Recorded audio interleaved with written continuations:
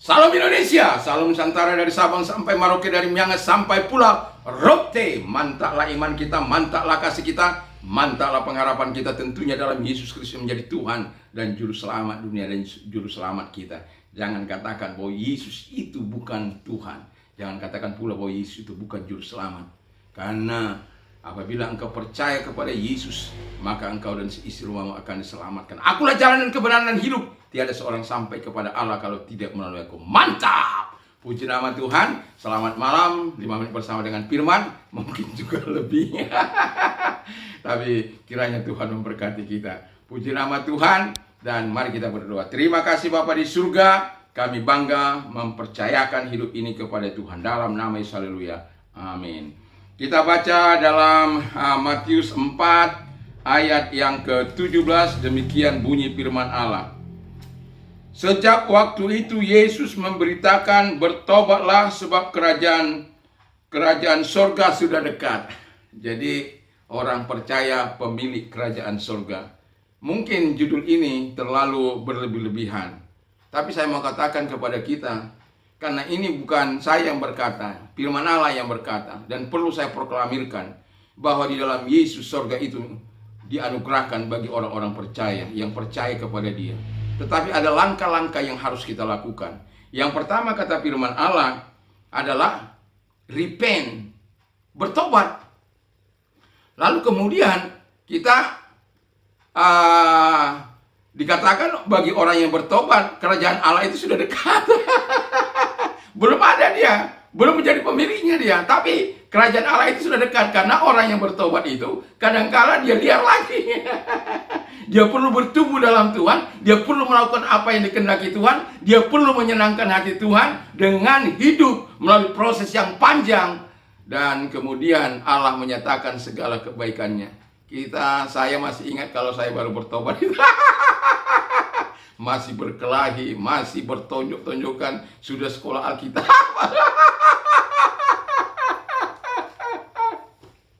Haleluya. Tapi saya bersyukur bahwa Tuhan itu adalah Tuhan yang memproses. Karena baru bertobat langsung menyerahkan diri, itu memang pergumulan bukan diterima. Saya masih ingat pada waktu itu langsung datang bertemu dengan direkturnya, disuruh pulang. Bayangkan. Karena wajah yang gelap, karena sudahlah, disuruh pulang. Tapi saya bersyukur ada Tante Deborah yang berkata, "Om, jangan gitu dong. Dia datang jauh-jauh menyerahkan diri kepada Tuhan. Beri dia kesempatan. 6 bulan ini berikan dia kesempatan." Dan akhirnya hati Om Isa itu luluh. Dan akhirnya saya diberi kesempatan. Dan pada akhirnya saya menjadi anak emasnya. Menjadi kepercayaannya. Saya bisa keluar walaupun harus menjaga gudang. Tapi saya lakukan dengan penuh tanggung jawab. Dan yang mau saya katakan kepada kita adalah pertobatan kadangkala membuat surga sudah dekat, tapi kita belum sungguh-sungguh di situ. Nah, yang kedua kata firman Allah supaya kita orang percaya menjadi pemilik kerajaan surga. Yang kedua adalah dikatakan berbahagialah orang yang miskin di hadapan Allah, karena mereka lah yang empunya kerajaan Allah. Haleluya. Jadi bukan saya yang berjanji, tapi Yesus yang berkata. Ini khotbah Yesus di atas bukit. Dia berkata sorga itu real karena dia berada dari sana. Dan dia tahu membawa kita. Sebab akulah jalan dan kebenaran dan kehidupan. Tiada seorang sampai kepada Allah kalau tidak melalui aku. Sama seperti saya, kalau saya membawa keluarga saya pulang kampung, mereka tidak akan tersesat. Karena saya sudah dari Sumatera. Itu juga hal yang sama. Ketika Yesus datang ke bumi ini dan kemudian kembali ke sana untuk menyediakan tempat bagi kita, dan dia akan kembali lagi untuk menjemput kita. Yakin dan percayalah. Percayalah engkau adalah pemilik sorga. Kalau engkau dikatakan berbahagialah orang yang miskin di hadapan Allah. Wow. Biarpun engkau misalnya berada, tapi engkau merasa miskin di hadapan Allah, Karena kau merasa itu bukan milikmu. Itu milik Tuhan yang satu kali akan dipertanggungjawabkan di hadapan Allah. Walaupun engkau bisa dengan bebas menikmatinya, bebas mempergunakan, tetapi kalau engkau merasa miskin di hadapan Allah, semua yang dipercayakan Tuhan kepadamu akan kau berikan kemuliaan bagi Allah. Tidak engkau pakai untuk kesombongan, tidak engkau pakai untuk hal-hal yang tidak berguna, yang tidak memuliakan Allah. Itu sebabnya Alkitab berkata, berbahagia orang yang miskin di hadapan Allah. Tidak mudah menjadi miskin di hadapan Allah, karena ego yang begitu luar biasa dan kemauan daging, keangkuhan, keinginan mata yang selalu menggoda, dan itu tidak mudah. Tapi saya katakan, ketika engkau mampu melewatinya, itu pertumbuhan rohani yang sangat super. Mau saya katakan, kaulah pemilik surga itu. Yang ketiga, yang ini yang tidak kalah pentingnya. Yang ketiga, ayat yang ke-10 dan 12, mohon maaf ini agak panjang.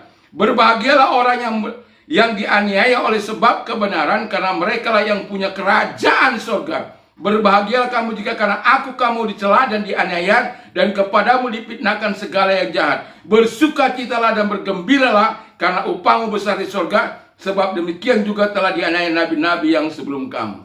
Jadi kalau orang dianiaya karena kebenaran, karena ada orang merasa dia orang benar, tapi orang beribadah diganggu, dipersekusi, dilarang, ditutup, dihancurkan, dirobohkan.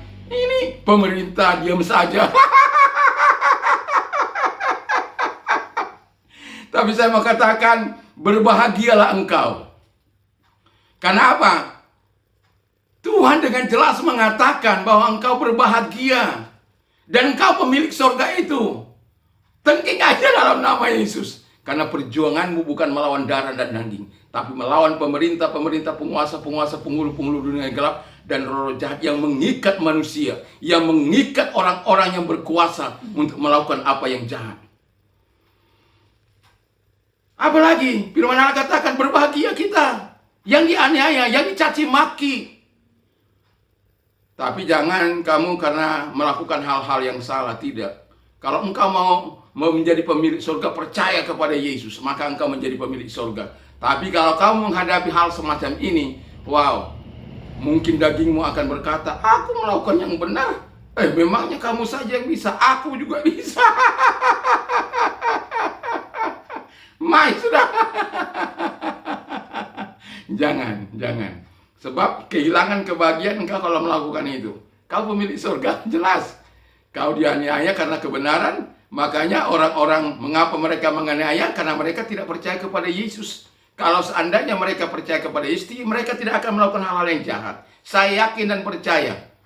Dan itulah sebabnya saya mengatakan kepada kita, tidak perlu khawatir, tidak perlu takut. Ketika engkau dicaci maki, tidak perlu. Ketika engkau difitnah, tidak perlu membalas fitnah dengan fitnah. Saya sudah melewati banyak kali hal-hal yang tidak menyenangkan hidup ini.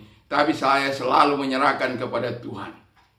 Tapi saya berkatakan, kalau saya sudah bertempur melalui mulut saya, sudah bertempur melalui kata-kata saya sudah berupaya menghadapi semua mereka-mereka yang merasa berkuasa, yang merasa mereka memaksakan kehendak mereka. Kalau engkau sudah mengatakan dengan kata-kata, kalau tidak bisa, berhadapanlah dengan Tuhan. Pakai lututmu, pakai lututmu, pakai lututmu, pakai lututmu. Engkau akan melihat Allah bekerja secara dahsyat dan luar biasa. Jangan pakai hakmu untuk membalas, karena pembalasan itu adalah hak Tuhan. Kalau Tuhan yang membalas, sukacitamu akan menjadi lengkap. Jadi tidak perlu membalas. Dan saya sudah menikmati ketika saya sudah berbicara dengan mulut saya sudah berbicara dengan kata-kata saya, lalu kemudian tidak digubris. Yang saya lakukan adalah bertempur di dalam doa, menghancurkan segala pekerjaan sejahat, dan melakukan hal yang harus saya lakukan, berdoa dan berpuasa, dan kemenangan. Kalau Allah sudah mengambil hidup seseorang, dia tidak dapat berbuat apa-apa. Dan itulah sebabnya saya mengatakan, kalau engkau sudah bertempur melalui mulutmu, dan mereka tidak mau dengar, bertempurlah dengan lututmu. Allah siap mendengarkan engkau. dan Allah, pengadilan Allah itu sangat nyata. Jadi berkatilah kita sebagai pemilik surga. Jangan takut, bersama dengan Yesus kita lakukan perkara-perkara yang besar. Mari kita tunduk kepala dan kita berdoa. Terima kasih Bapa di surga. Kiranya damai sejahtera Tuhan yang melampaui segala akal akan terus memelihara hati dan pikir kami, dan kami menjadi pelaku firman Allah. Dalam nama Yesus, haleluya. Amin. Puji nama Tuhan. Tuhan memberkati kita semuanya. Jangan takut, kau pemilik surga itu. Serahkan sepenuhnya kepada Tuhan. Dan damai Tuhan menyertaimu. Mantap, mantap, mantap. Haleluya. Amin.